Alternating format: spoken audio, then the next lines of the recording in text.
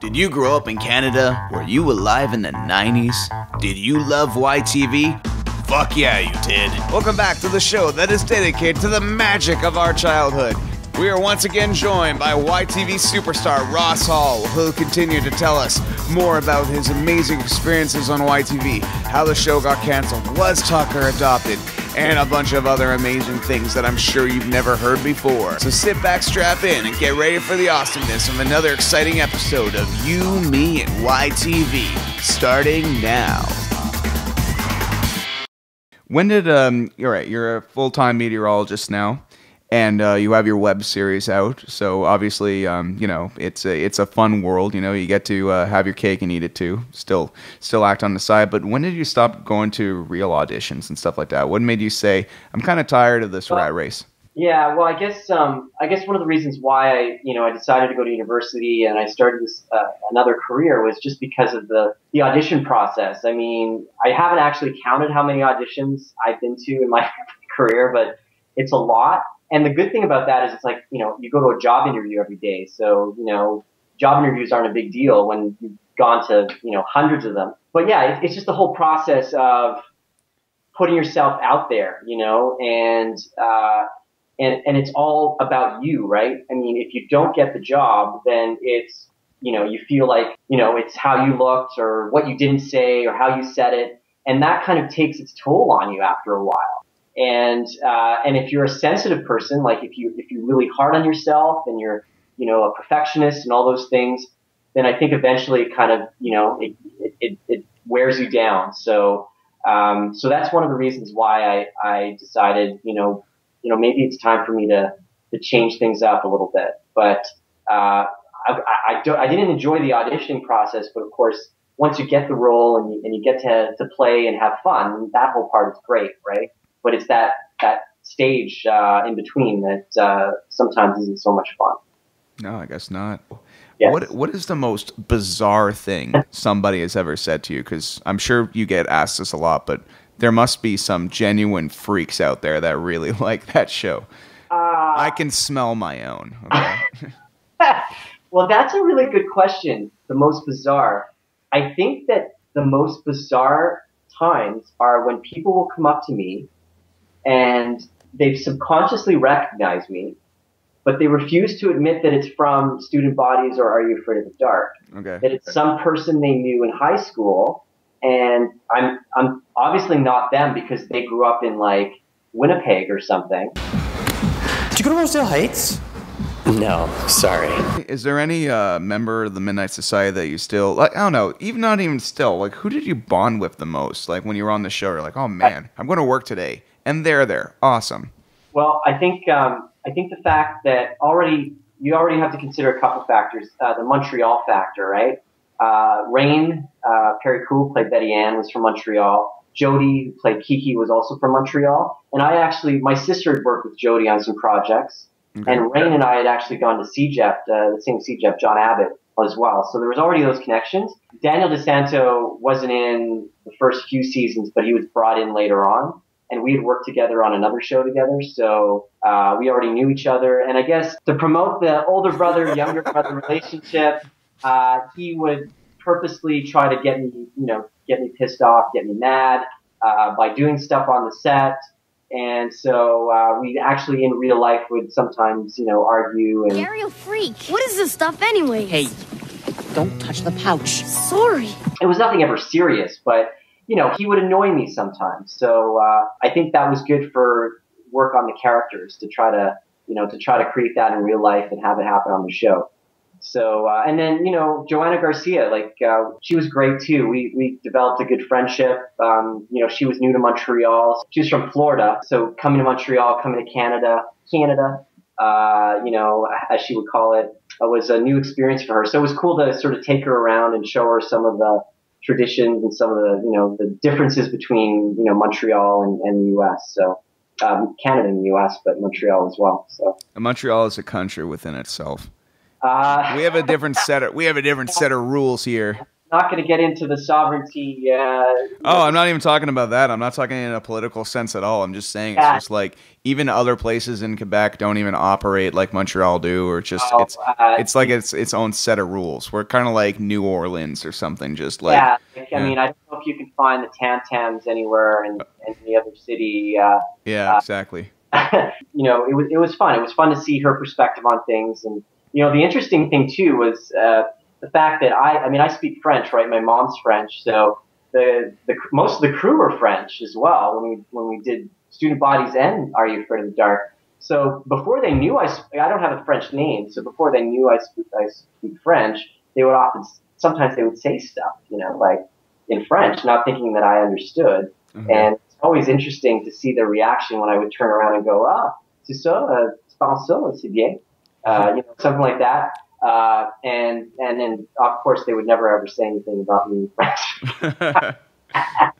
So. Anything you would care to share of what they would say to you? No. I mean, they would never. I never heard anything. You know, whatever. Just like maybe I'd ask for water, and they all maybe low, you know, something like that. Like nothing too crazy. I wasn't really a prima donna back in those days. So were there any prima donnas on set? That means there was, man. I saw that hesitant look in your eye. What? I really don't think so. I mean, I don't think we had the option of being prima donnas. You know, maybe we'll talk about Student Bodies in another episode. But I think, yeah. Before I was recognized for Are You Afraid of the Dark, people thought I looked like Max Casella from Doogie Howser. Okay. I don't know if you remember that show or not. I actually had people like stop me in malls and stuff, asking me if I was Vinny, Max Casella from Doogie Howser. So if that's not in episode 2, that's got to be in episode 3. That's really funny. Yeah, I don't know. I mean, I never saw the resemblance, but whatever. Hey, I was just happy that people were recognizing me. Yeah, same here. I'm like, after all the things I've done, after all the shows, the years in music, sometimes, man, I just think and I just get baffled on how many people have no idea who I am. It's hilarious. I like hearing people's stories, and I know there's a market for people that, considering shows like Are You Afraid of the Dark or Student Bodies really don't have any special features that they can watch and see the behind-the-scenes aspects. This is the only outlet people can actually have, and I'm a special features whore. As soon as a DVD came out and they're like I'm like, special what? Right. Yeah.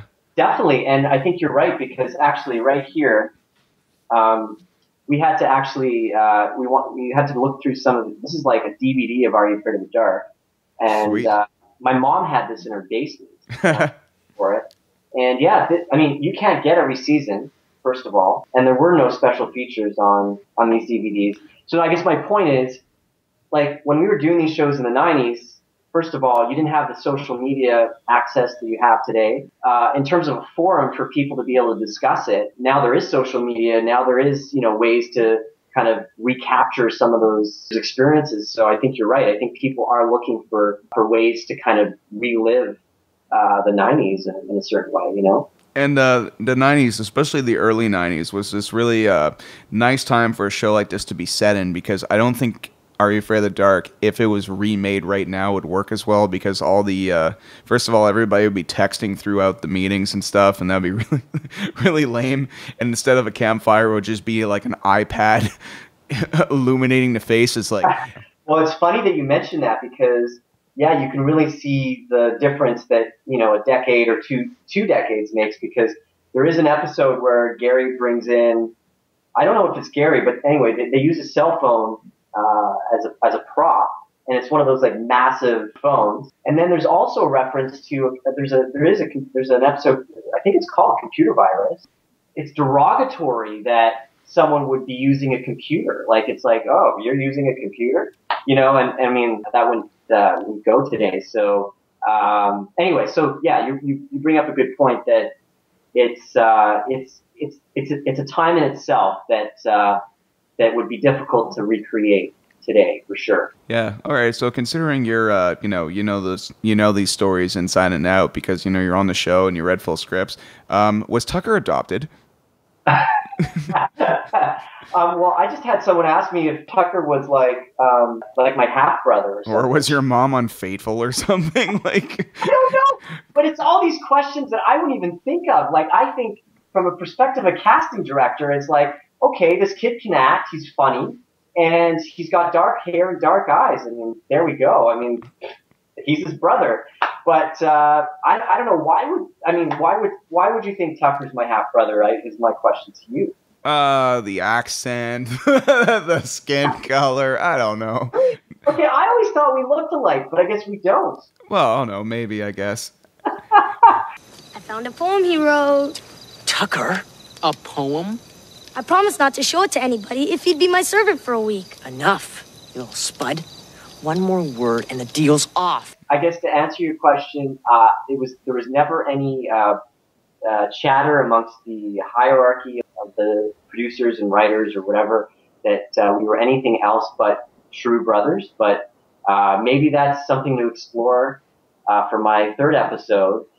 Maybe I can reach out to Daniel DeSanto and ask him if the producers and directors let him in on something that I wasn't aware of. When your run of the show ended, was it canceled, or was it just like everyone's just kind of like, I think we did enough? Like, how did it end? That's a good question. I'll answer it the way I saw it, and from what I heard, I don't know if this is fact or not, but the way Canadian television was structured at the time, I mean, it was also on in the U.S., of course, but, you know, Canada had a part in it. We reached 65, and that was critical mass to syndicate. So I think at that point they said, okay, are we going to throw more money at more episodes of this thing? Or are we going to syndicate and be able to perhaps make more money if we sell it as a package internationally? And I think that's what they went on to do, because I met someone from Beirut who recognized me from Are You Afraid of the Dark? I mean, the show was like, I think, sold around the world. Anyway, that's the answer. And I think it also had to do with DJ McHale, who was the showrunner, like he was like a big part of the show. I think he had sort of, by 65, I think he had decided, you know, maybe, but I can't speak for him. I think because the same thing happened with Student Bodies. We hit 65, and that seemed to be, you know, to the point where it was like, okay, this is done. So, yeah. Okay. Does that answer your question? Yeah, and when you heard they were revamping it, you're just like, but I'm Gary. but at the same time, you're kind of like, well, I'm like, what, 26 now? Like, maybe. Yeah. Yeah. Well, I was, I guess I never would have expected to be called back as a regular Campfire Kid, because I know that even when we were shooting the first wave, they had concerns about our age, you know, like, you know, beard cover and all that stuff. So, I was not surprised that I wasn't asked to be part of the set. But I mean, I was happy that they brought Gary back, to be a part of at least one episode. That was cool. Yeah, they seems like they're giving you a lot more leverage than they do to the kids in Menudo. They're like, 16, out! And when they asked you for Silver Sight, was it nice to go back being like the veteran to all the new kids? Things are getting out of control.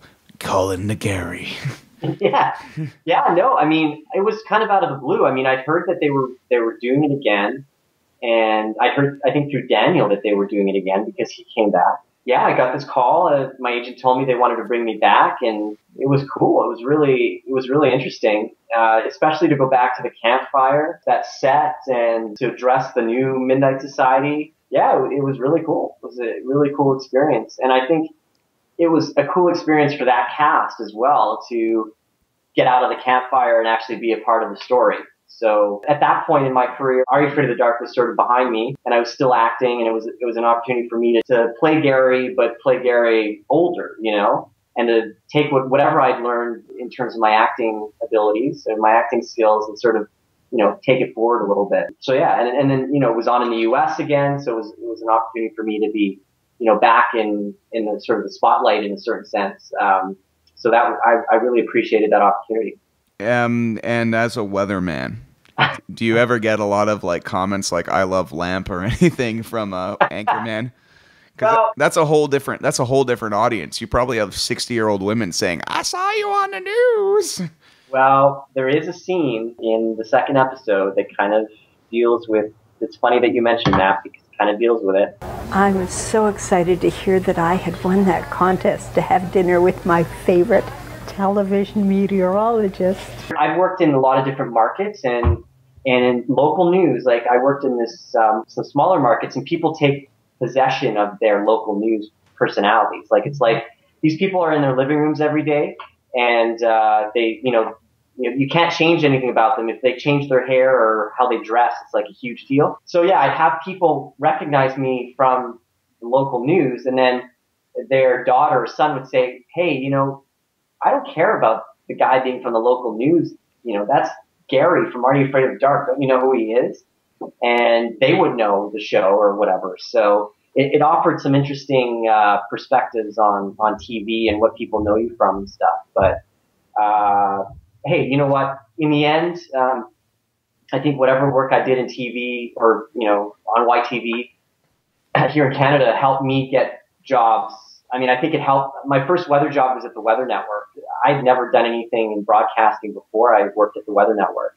I mean, I think my audition went okay. I was comfortable in front of the camera and stuff. But, I think one of the reasons why I got their attention in a way, was the fact that I had some experience and I was known from my television past. So, hey, hopefully it helped. Awesome. Right? Yeah. Is that answer? Yeah, it does. Mom, it's that guy from TV. Oh, yeah. Isn't he the weatherman? I'm going to share a little personal story about Are You Afraid of the Dark and the YTV experience in general related to Halloween. Is that the genius programmers at YTV would have the season premiere of Are You Afraid of the Dark on something called Dark Night, not related to Batman, but Dark Night as in night and day. Right. And my friends and I, they'd show a bunch of new episodes of, maybe 2 episodes of Are You Afraid of the Dark, and team it up with Goosebumps and Freaky Stories and all that kind of stuff. And I have a lovable memory of my 3 best friends, and it's interesting when you say it's like, yeah, we had a sleepover. As an adult, I'm like, kind of like, that sounds weird, but I'm like, no, when you're 9, it's fine. Yes, anyway, so we're having sleepovers based on the idea that it was Dark Night. Time to get the chips, time to get the Coca-Cola, time to get all that. And I think that's a beautiful thing about being a kid, is like the most exciting thing you could possibly do that night is like eat some chips and watch some television. And I think that's maybe lost on today's generation, and maybe why a young person now with a show based now wouldn't kind of understand the simplistic innocence that Are You Afraid of the Dark was showing. They're like, why aren't they making out? Right. She's 15. Is she still a virgin? It's like, I kind of missed a world where it's just like all that was just something you had to worry about later. Yeah. Right. Well, it's true. There is there's an innocence to that time.